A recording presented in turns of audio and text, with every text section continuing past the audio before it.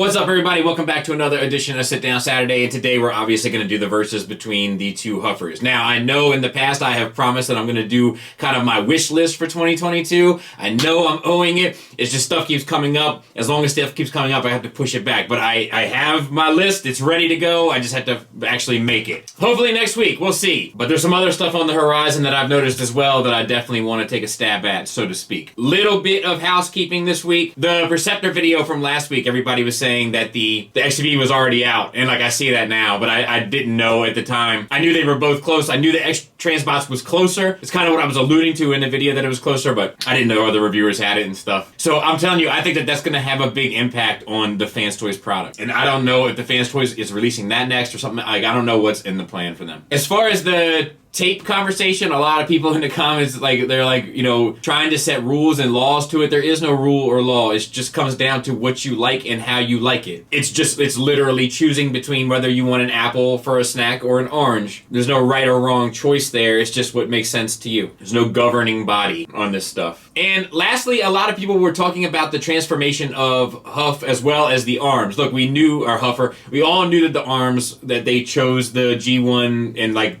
it's the give and take of that, right? That's the problem. The transformation, I was kind of surprised at how people were saying, like, wow, like, crazy. Because, like, it's crazy, but it's actually pretty smooth for a Fanstoys transformation. It's super involved, but it's kind of brilliant and kind of smooth. So I was a little shocked to see that. But I can tell you, you know, transformations eat me up. This was not too bad for me. So it's probably great for a normal person.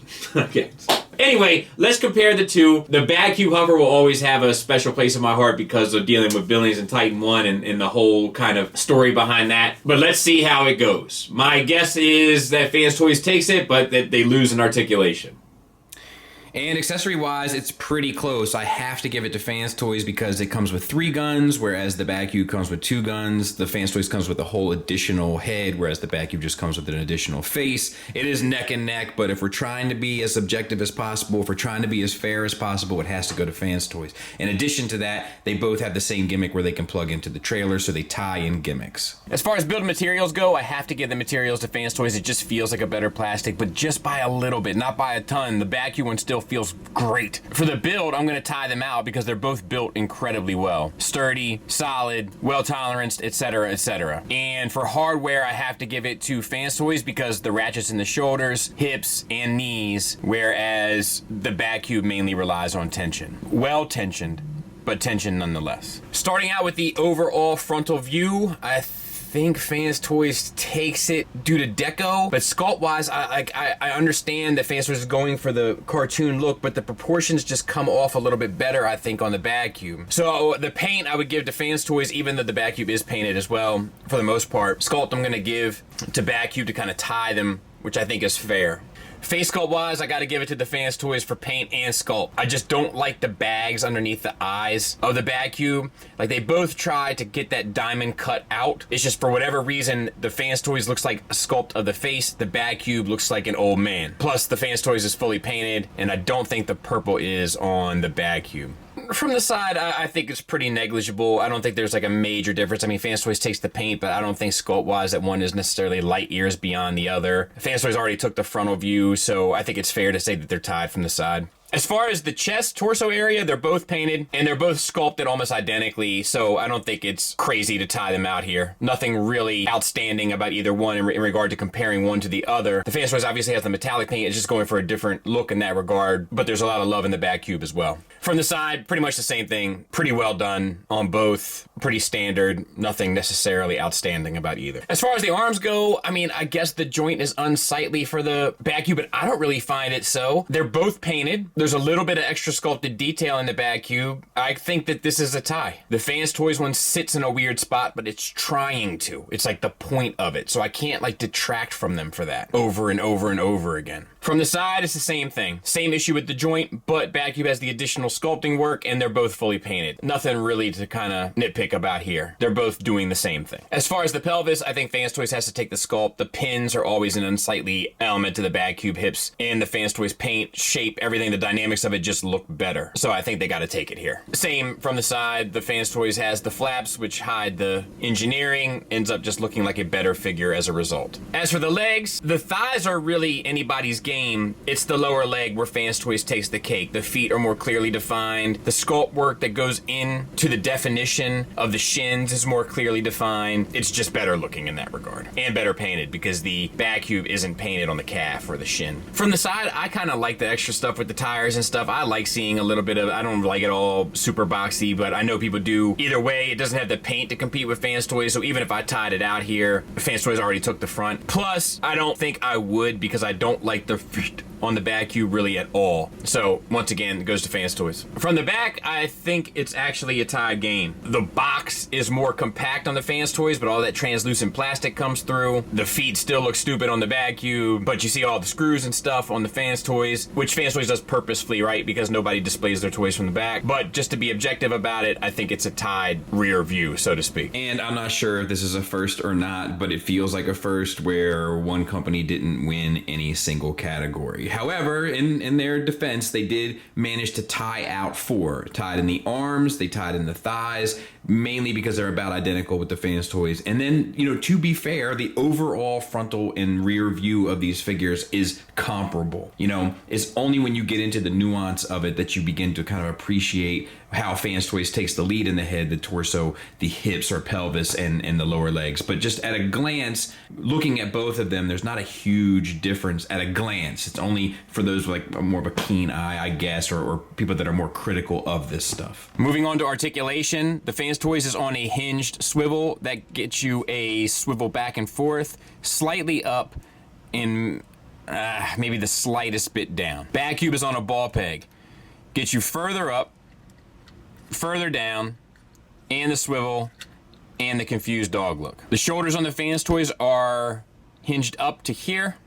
If you manipulate this, you could probably get a wider range, but a little bit of cheating there. And then swivel 360 around. The BadCube hinge up to 90 degrees and get the 360 around. You also get a little bit of butterfly joint as well. Bicep swivel, bicep swivel. Single hinged elbow for 90 degrees, double hinged elbow for slightly more than 90 degrees. Wrist swivel with fingers on a base pin knuckle, wrist swivel, fingers on a base pin knuckle. Waist swivel, waist swivel. Out to the side about this much, forward and back about that far. Full Van Damme for the BadCube, as well as the full Monty. Thigh swivel, thigh swivel. Single hinged knee that gets you slightly more than 90 degrees. Single hinged knee that gets you 90 degrees. Maybe slightly less. No ankle tilt up, no ankle tilt down, but a full rocker. No ankle tilt up. You do get an ankle tilt down with a toe tilt and a rocker. Now, this was almost the exact opposite, wasn't it? BadCube took head, shoulders, like shampoo, elbows, hips, and ankles. Fanstoys was able to get the knees by just a couple degrees in regard to range of motion, and then they tied at the bicep as most do, the thighs as most do, torso, hands, and wrist. But this shouldn't come as a surprise to anyone. I've been talking about this issue with Fanstoys for over a year now, like they need to step up their articulation game. Transformation-wise, I have to give it to BadCube. I think that the Fanstoys transformation is more impressive, and while I don't find that the Fanstoys transformation to be anywhere near as kind of aggravating as people made it seem from the comments from the video or the review, I have to say that the BadCube one is just very, very fluid, which is surprising specifically for BadCube, who had a reputation for having challenging, sort of silly, overly engineered transformations, in my opinion, and this was not that. This was something different, and as a result, it has to win here. It's just very smooth, very fluid, just not as impressive perhaps as what Fanstoys does.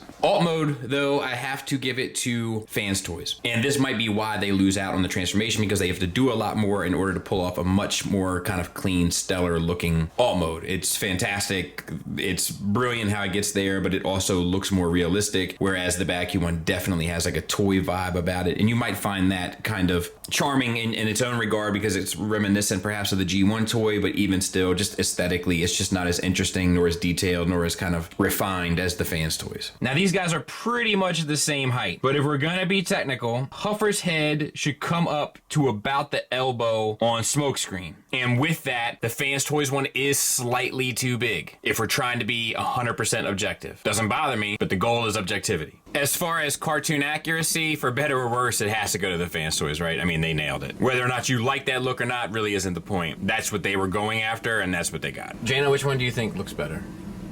That one. And which one feels better? This one. Okay. That one feels heavier, but this one is easier to move the joints. Oh, that's fair. For the rest of you, we'll be doing the rest of these in my kitchen because I was under some time constraints, and the only way to make it work was to do it in the kitchen. So we're jumping to the kitchen. Which one of these do you think looks better? If I had to pick one, I'll pick that one. All right, and then Yeah, I still like that one. which one do you think looks better? This one. And which one do you think feels better? I like this one better. Which one do you think looks better? This one? Yes. Okay. And which one do you think feels better? This one. One of the more interesting finishers, in my opinion, because of the lack of ties. I love when there's very limited ties. They tie in gimmicks because they both can pull the trailer. They tie in build because they're both built extremely well. Fanstoys takes accessories, but just by a nose. Materials and hardware, sculpt and paint. Takes the alt mode, but that's entirely subjective. And takes the presence category because my kids liked it better. It also takes accuracy because that was its goal, 100%. BadCube takes articulation, scale, and transformation, surprisingly. And then it also took the price category for a total score of 8 for Fanstoys. Not too bad a score for BadCube with a 4-year-old figure against the heavy hitter in the game, in all honesty. So my conclusion was pretty close to being spot on. And I think that's it. Got plenty of reviews coming this week, and if nothing crazy comes up at the end of the week, we're going to do the most anticipated. And then I have something planned for the following week that involves a certain convention, re-emerging. But we'll talk about that when we get there. Thanks for listening. Thanks for watching. Until next time, take care.